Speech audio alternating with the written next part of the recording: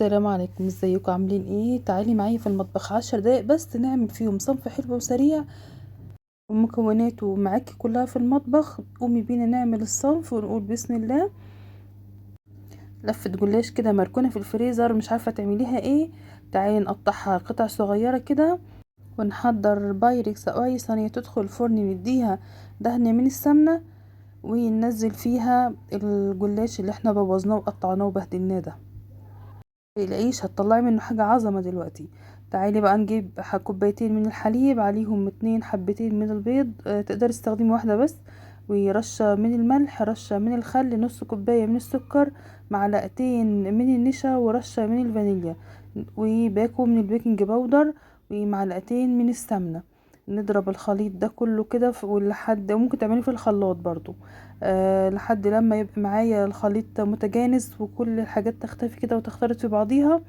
ونحضر الصينية، ننزله كده على الخليط السائل ده على الجلاش، ونقلبه كويس بالشوكة علشان نغمره كويس جوه الخليط السائل ده. تدخل الفرن على درجة حرارة 180 رف أوسط لحد لما تاخد معايا اللون العظمة ده.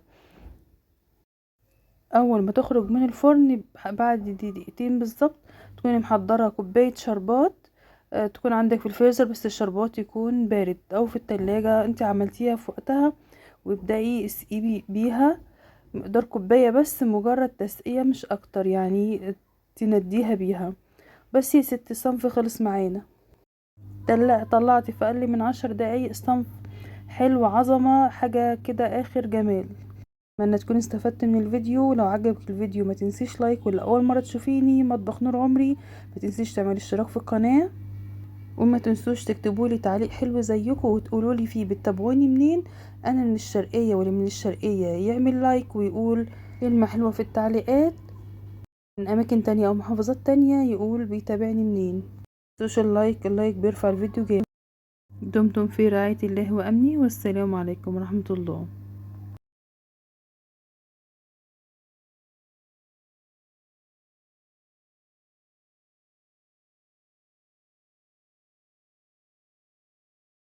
السلام عليكم. كب جلاش وكالعادة زي كل الفيديوهات سهل وسريع ووصفة رائعة. عندك لفة جلاش كده، تعالي قطعيها او بوظيها معايا يلا.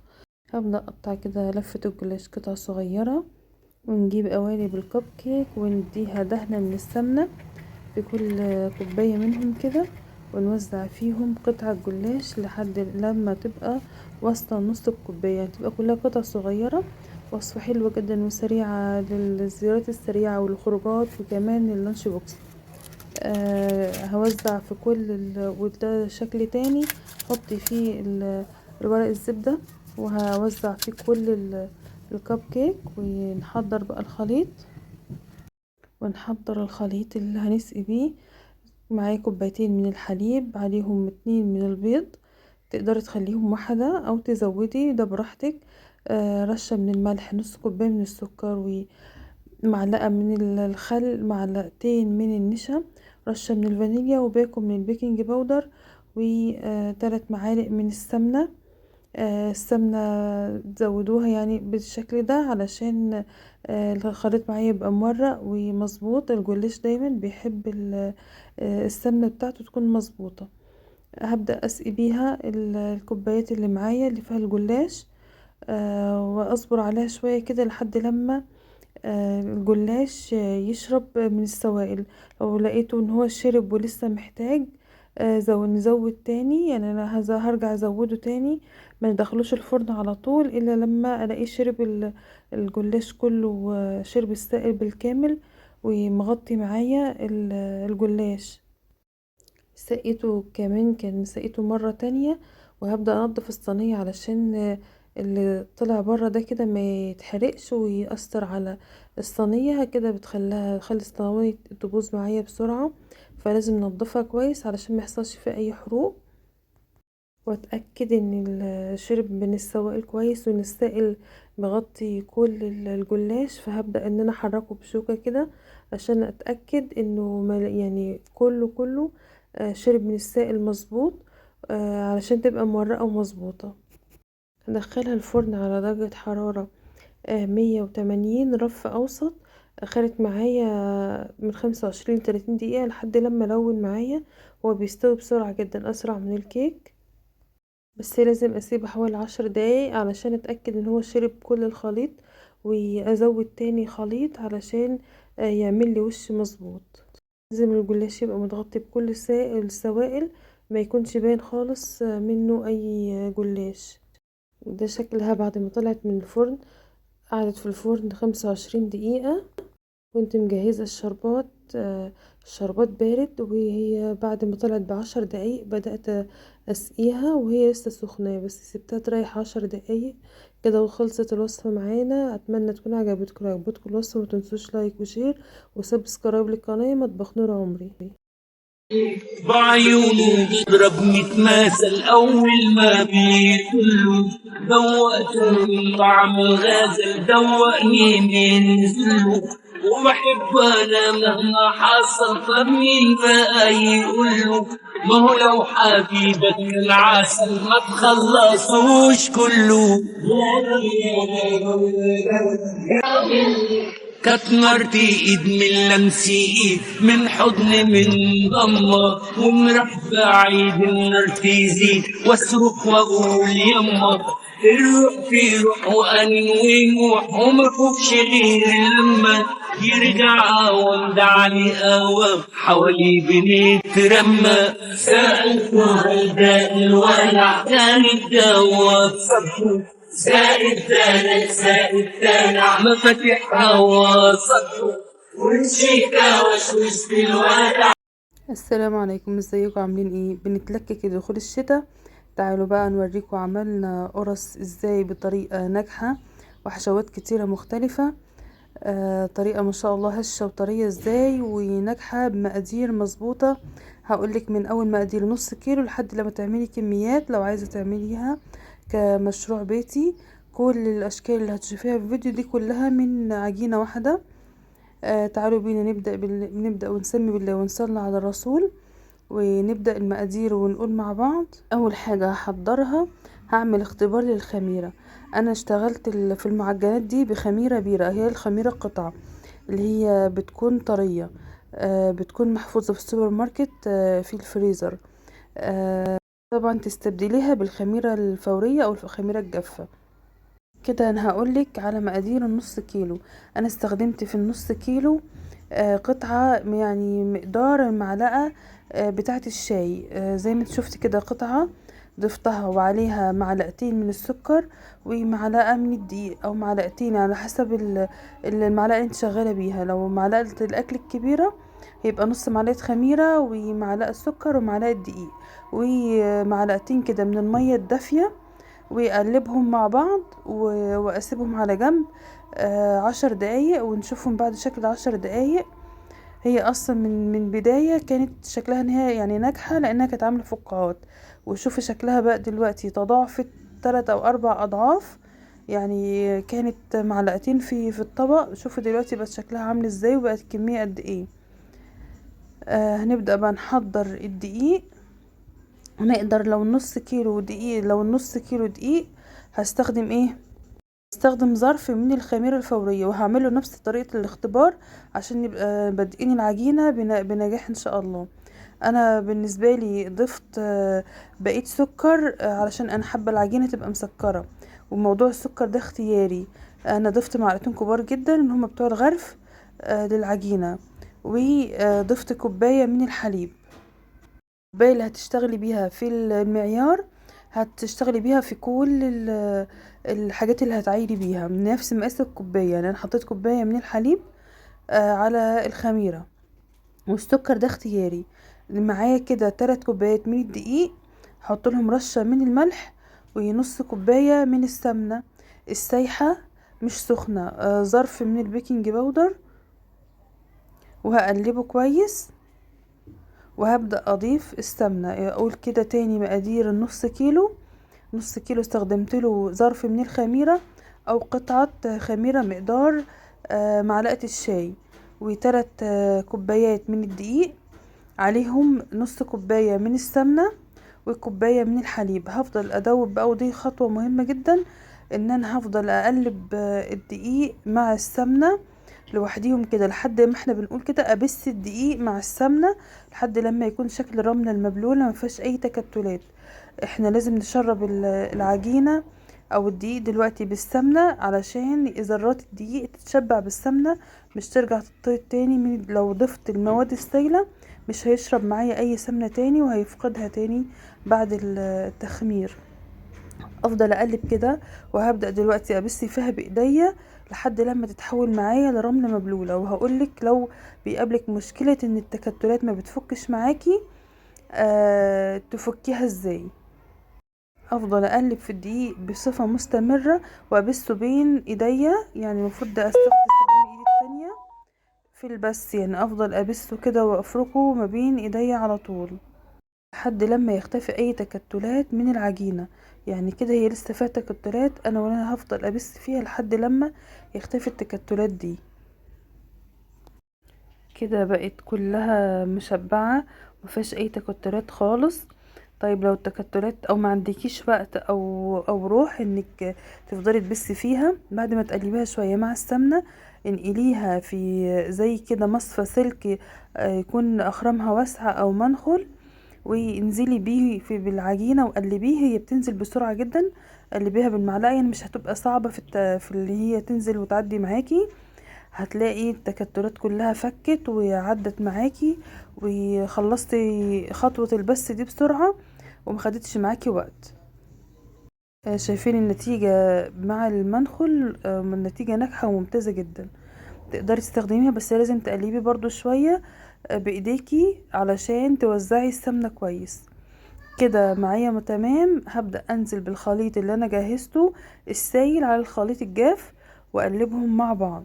دي خطوة مهمة جدا، قلبيه كويس وهتتفاجئي ان العجينة تكاد تكون طرية.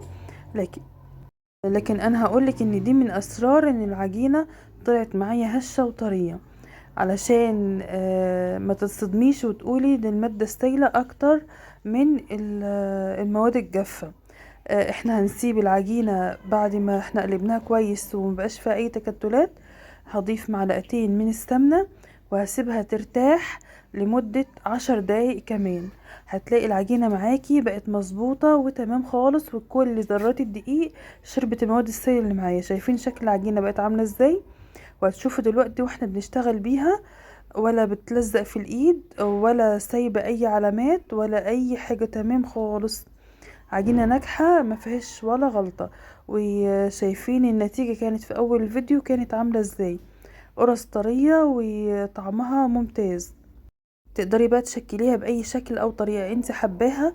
وفي الوقت اللي انت بتشوفي فيه طريقة التشكيل هقولك على مقادير ال3 كيلو دقيق. لو هتعملي 3 كيلو دقيق هتستخدمي لهم 2 كيلو من اللبن، وياريت لو بقى لبن مليان يعني خيره بقشطته، يعني لبن طبيعي من عند اللبان مش العلب الجاهزة. وكمان هياخدوا كيلو من السمنة او اي مادة دهنية تقدري تستخدميها، بس اكيد لما بتكون السمنة نوعها نضيف بتكون طعم القرص او ريحتها بتكون اجمل. تعملي بقى كيلو من الدقيق هتقدري طبعا تقسمي المقادير، وهو انك هتستخدمي كيلو من الدقيق عليه ظرف برضو من البيكنج باودر ونص كيلو من الحليب وكوباية كاملة من السمنة. ومقدار السمنة هو مظبوط جدا ويبقى لي يعني زمن كبير قوي بستخدمه بنفس الطريقة. في الشكل اللي هنا ده هنعمله بحشوات كتيرة. انا حبيت اعمل حشوة مختلفة المرة دي. كنا دايما بنستخدم عجوة او ملبن. دلوقتي انا استخدمت مربى، بما ان احنا في وقت مدارس. حطيت مربى، وبصراحة المربى لو كانت قطعت بتبقى افضل واسهل معاكي في التشكيل. او تقدري تحطي جبن، الشكل والطريقة اللي انت حباها. كمان معلومة مهمة، استخدمي السمنة واللبن في دافي، يعني دفى بسيط جدا جدا، ما يبقاش سخن علشان برضو ما يدخلش معايا الدقيق في مرحلة سوا. مهم جدا تركزي في الخطوات وانك تسيبي العجينة تريح 10 دقايق. يعني الخميرة الاول ترتاح 10 دقايق علشان تتأكدي من من إن هي نشطة او شغالة. وطبعا دي اي نوع خميرة انت هتستخدمين، كانت خميرة فورية او اللي هي الجافة او الخميرة القطع، كلهم هتستخدموهم بنفس طريقة الاختبار علشان تشتغلي من البداية بطريقة ناجحة، مش بعد ما تعجني العجين ده كله تتفاجئي ان الخميرة كانت غير نشطة ويضيع التكاليف اللي انت شايفاها كلها. طبعا العجينة خلصتها كلها تقطيع وسبتها علشان تتخمر في مكان دافي، يعني ممكن في فرن بوتاجاز، بس طبعا يكون يعني شغلتيه يعني حوالي دقيقتين كده، واطفيه ودخلي فيه رص الصواني فيه عشان يدفى، او في اي مكان ده انت عارفة ان هو دافي عندك في البيت. هنبدأ نسويها على رف اوسط على درجة حرارة 200. المفروض ان درجة الحرارة بتكون عالية الى حد ما، اعلى من حرارة الكيك علشان ما تنشفش معايا. المفروض ان احنا عايزين نسويها بسرعة، لو طولت في الفرن هتفقد السوائل اللي فيها وهتبدأ تنشف. مشغلين الفرن بس، يعني من الفرن من تحت، ولما تبدأ تاخد لون من تحت هنديها اللون اللي على فوق من الشواية. حابة تدهنيها الوش، انا المرة دي استخدمت معلقة من عسل النحل، حلتها بمعلقة تانية من المية الدافية وقلبتهم كويس ودهنت بها الوش علشان يلزق معايا سمسم او حبة البركة اللي هستخدمها. وبقية القرص انا معظمهم سويتهم من غير ما ادهن وش ابدا. ممكن يعني انا بحب كل حاجة يكون لها طعم ولون، وفرقت بصراحة. يعني المحشية انا دهنتها بالمية والعسل، والسادة سبتها خدت لونها الطبيعي. كل واحدة كانت ليها طعم مميز وشكل مميز ومختلف. تقدري تستخدمي برضو بشوية لبن تدهني بيهم الوش لو مفيش عسل، او شوية شربات، او تعملي بياض بيضة وتحطي عليه فانيليا او ذرة من النسكافيه وتضربيهم مع بعض وتدهني بيهم الوش. ده كله هيعمل لك لون ووش طعمه حلو جدا. بس انا المرة دي بصراحة حبيت جدا موضوع العسل، يعني عجبني وكان طعمه مختلف ومميز، وكمان بيساعد ان الحاجات اللي بترشيها اي حاجة هتحطيها على الوش تلزق وتبقى ماسكة كويس. تقدري في الحشوات تضيفي اي حاجة انت بتحبيها، يعني اوقات ممكن احط فيها صوص شوكولاتة بتبقى ممتازة جدا. كده كل العجين اللي معايا خمر، وهبدأ ان انا اشغل الفرن لمدة 10 دقايق الاول، وادخل على فرن سخن درجة حرارة 200. الشكل اللي انتوا شايفينه ده من علامات التخمر او التخمير للعجينة، وان هو انك بتكون فيها فقاعات ولونها فتح او ابيض من الوش. ده شكلها بعد ما استوت. والخطوة اللي انت تشوفيها دي هو مش لازم تعمليها، بس هي من اسرار الافران اللي بتلاقي طعم القرص او المعجنات طعمها محلو كده ومسكر، وكمان طرية بزيادة.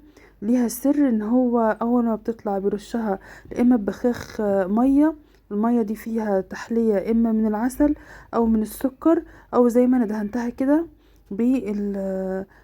بالفرشة.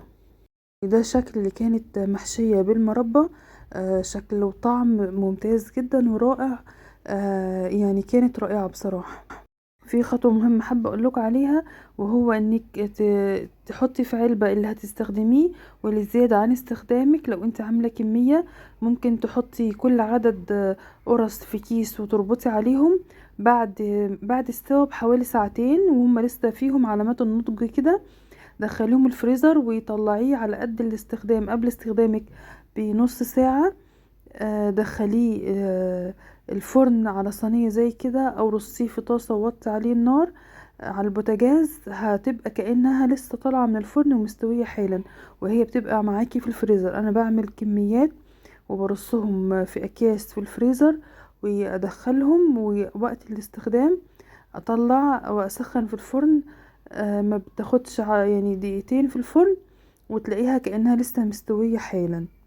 لو تعملي رشة او بخة المية او دهنة المية بالعسل دي، خليها الاستخدام الوقتي بس، يعني اللي هيدخل الفريزر سيبيه زي ما هو بالشكل اللي انت شايفاه قدامك ده. ده كده مش مدهون اي دهنة ولا عسل ولا بيض ولا اي حاجة، هو ده تسوية لون القرص الطبيعي. اتمنى لو وصلتوا لحد هنا واستفدتوا من الفيديو وعجبكم ما تنسوش تعملوا لايك للفيديو. اول مره تتابعوني وتشوفوني ما تنسوش تعملوا اشتراك في القناه. القرص ما شاء الله لونها ذهبي من بره ومن جوه سواها مظبوط وطريه وهشه، ولونها ابيض يعني بشكل ممتازه والله. العجينه الخطوات دي واتبعي بس الخطوات مظبوطه وناجحه ممتازه جدا. ما تنسوش تاني الاشتراك في القناه واللايك للفيديو. دمتم في رعايه الله وامنه، والسلام عليكم ورحمه الله.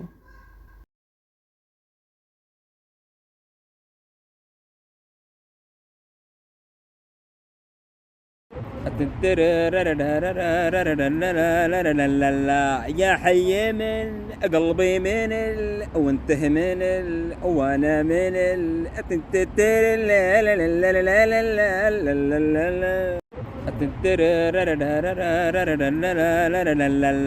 يا حي من قلبي من وانته من وانا من يا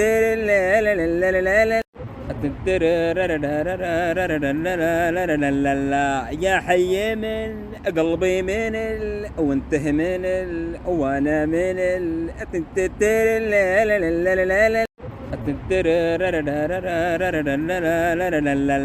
يا حي من قلبي من وانته من وانا من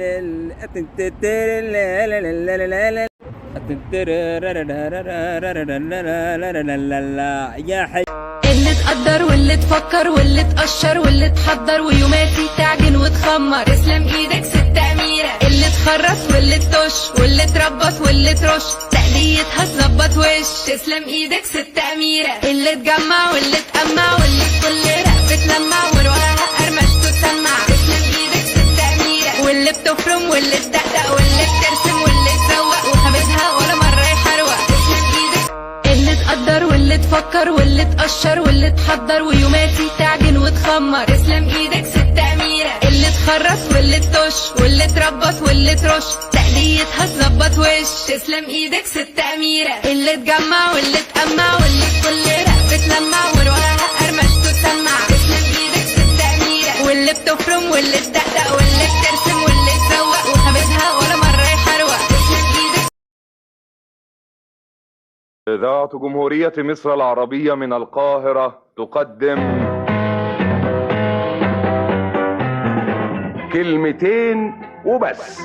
سيد أفندي لاحظ إن الكلمة الحلوة قربت تختفي من المجتمع ومن حياة الناس. قال لعبده أفندي الحكاية دي. عبده قال له: قصدك إيه بالكلمة الحلوة يا سيد؟ سيد قال له: قصدي كلمة الحب، كلمة التشجيع، كلمة الصدق، كلمة التسامح. دلوقتي الواحد يدور على أي كلمة من دول ما يلاقيش. الدنيا جرالها إيه يا عبده؟ عبده قال له: أنا مش فاهم لحد دلوقتي أنت قصدك إيه بالظبط. أنا بتكلم كلام. توكلت في رزقي على الله خالقي، وأيقنت أن الله لا شك رازقي، فما يك من رزقي فليس يفوتني، ولو كان في قاع البحار العوامق، سيأتي به الله العظيم بفضله، ولو لم يكن مني اللسان بناطق. ففي أي شيء تذهب النفس حسرة وقد قسم الرحمن. إذا الشدائد أقبلت بجنودها والدهر من بعد المسرة أوجعك، لا ترجو شيئا من أخ أو صاحب. أرأيت ظلك في الظلام مشى معك؟ وارفع يديك إلى السماء ففوقها رب إذا ناديته ما ضيعك.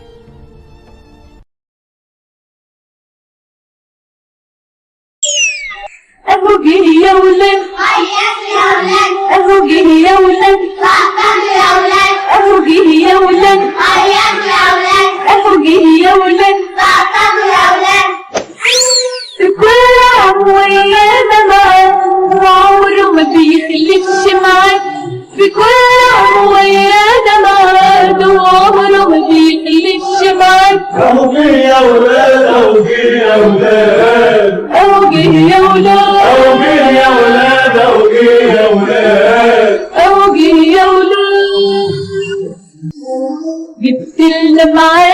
الخير كله. من الصبح نقوم ونحضر له، يبتلنا معاك الخير كله. جربت البرتقال بالطريقه دي قبل كده؟ ما كلتش البرتقال بالطريقه دي يبقى انت فايتك كتير.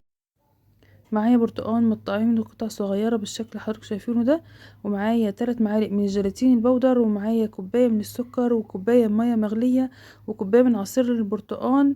انزل السكر على الجيلاتين وهنزل عليهم بكوبايه الميه المغليه وادوبه كويس قوي علشان الجيلاتين بتاعي يدوب كويس ويسيح ويفك في الميه المغليه.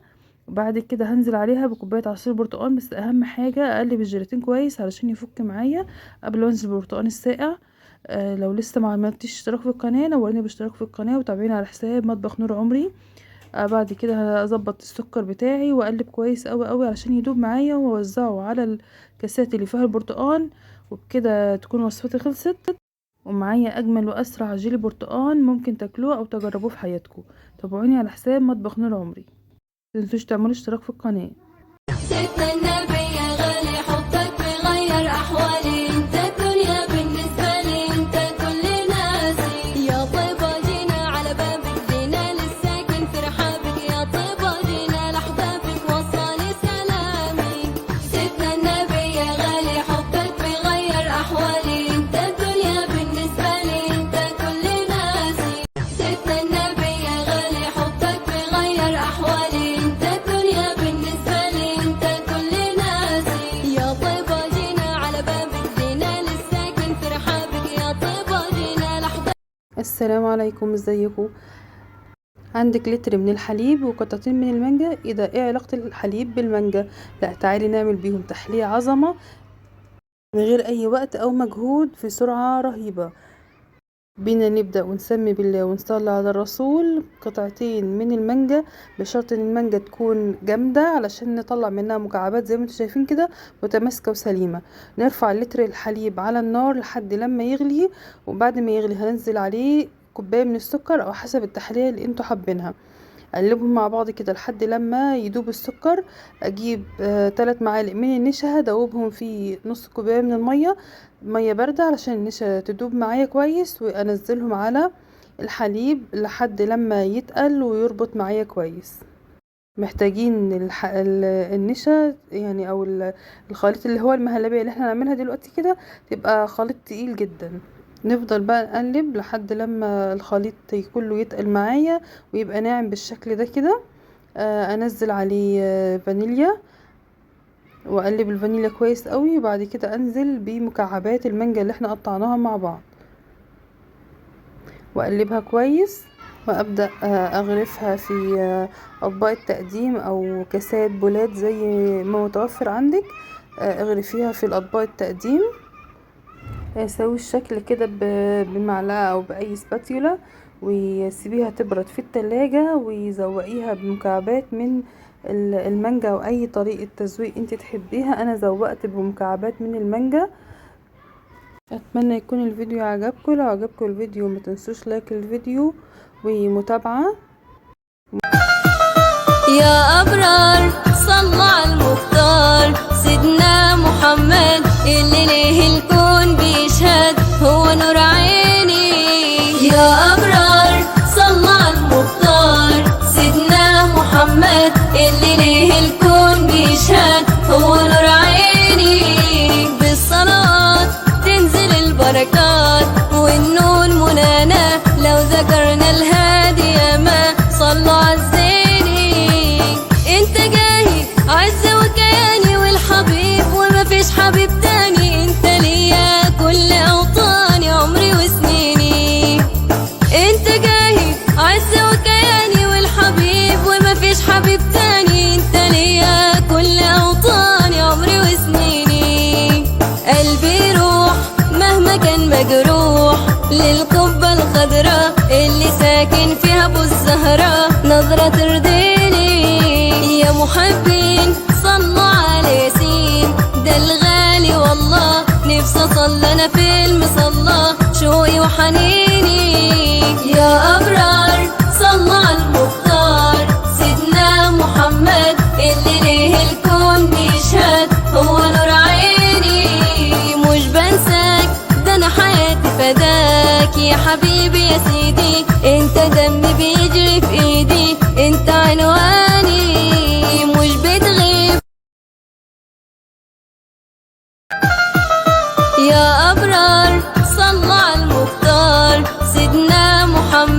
اللي ليه الكون بيشهد هو نور عيني يا أبرار. السلام عليكم. كيك الحلة كيك سهل وسريع، نقدر نعمله في اي وقت من غير ولا مضرب ولا خلاط ولا حتى كمان فرن. تعالوا نبدأ ونشوف عملناها ازاي ونقول بسم الله ونعرف المقادير مع بعض. معايا بولة فاضية هنضيف فيها كوباية من السكر، عليها نص كوباية من اي زيت او سمنة او اي مادة دهنية، بعديها 3 من البيض، وطبيعي مع البيض يبقى فانيليا. نضربهم كويس قوي مع بعض بالمضرب اليدوي. انزل عليهم كوبايتين من الزبادي ومعلقه كبيره من الخل، اضربهم كويس قوي مع بعض. وبعد كده ابدا انزل بالمواد الجافه اللي هي كانت كوبايه ونص من الدقيق، عليها معلقتين من النشا و3 معالق من الكاكاو الخام الاسباني ورشه من الملح وباكل بيكنج باودر. طبعا هننخلهم كويس قوي كده علشان ما يكونش فيهم اي تكتلات، ونقلبهم مع بعض تقليبه كويسه. الخليط لو محتاج سوائل ممكن تزودوا اما لبن او ميه براحتكم. احنا خلاص ضفنا زبادي والنتيجه تبقى مضمونه. ضفت بعديها كده كوبايه من الحليب وقلبتهم كويس قوي لما القوام وصل معايا للقوام ده، قوام الكيك العادي يعني. نقلبه كويس لحد لما ما نلاقيش فيه اي تكتلات. نبدا نحضر حله غير قابله للصق، يعني تبقى تيفال او جرانيت، وادهنها بماده دهنيه وانزل فيها الخليط وارفعها على البوتاجاز. يفضل طبعا ان انا احط شياطه الاول زي ما انا حطيت كده، بعد كده وطيت النار وحطيت الحله وغطيتها، واتاكد ان الثقب بتاع الهواء ده يكون مقفول علشان ما يخرجش الهواء اللي جوه الكيك، فبالتالي ممكن تهبط معايا. دلوقتي هنحضر الصوص اللي هنضيفه على الوش، وضفت 3 معالق من النشا او معلقتين على حسب الكميه اللي تستخدميها، معلقتين من الكاكاو الخام الاسباني قلبتهم كويس مع بعض، ومعلقتين برضو من السكر على حسب التحليه 2 3 4 زي ما بتحبوا التحليه تكون معاكم. ضفت نص كوبايه من الميه علشان ادوب فيها النشا، خاصة النشا لازم تدوب في مية باردة. بعد كده ضفت كوباية من اللبن السخن. طبعا ممكن نضيف الخطوة دي من البداية خالص ونرفعهم على النار يربطوا مع بعض لحد لما يبقوا القوام ده. بعد كده ضفت قطعة من الزبدة وعليها رشة من الفانيليا، هقلبهم كويس قوي مع بعض لحد لما الزبدة تدوب جواها الزبدة علشان تديني لمعة وقوام حلو زي ما انتوا شايفينه كده. يبقى معايا قوام ناعم بالشكل ده. كوباية او نص كوباية من الحليب، وخدت معلقة من الشوكولاتة اللي انا عملتها وشوية سكر قلبتهم مع بعض. وفي الوقت ده كان الكيك طلع من الفرن يعني من على البوتاجاز. عملت له اختبار التسوية ما شاء الله اهو يعني طالع ما فيهوش اي علامات. بدأت اقلبها وخرمتها بالشكل ده علشان الصوص لما اصب عليها. شايفين شكلها عامل ازاي وما شاء الله مرتفعة ومظبوطة جدا. اقلبها بقى على طبق التقديم واصب عليها، بس يسيبوها تبرد يعني حوالي 10 دقايق الخليط السائل اللي انا عملته بالحليب. بعد كده هزوق بالخليط بالجرنش التقيل ده. وكده كانت جاهزة معايا. اتمنى تكون عجبتكم، زوقوها زي ما تحبوا طبعا. عجبتكم الوصفة لايك وفولو للصفحة، وما تنسوش متابعتي على كل التطبيقات. مطبخ نور عمري.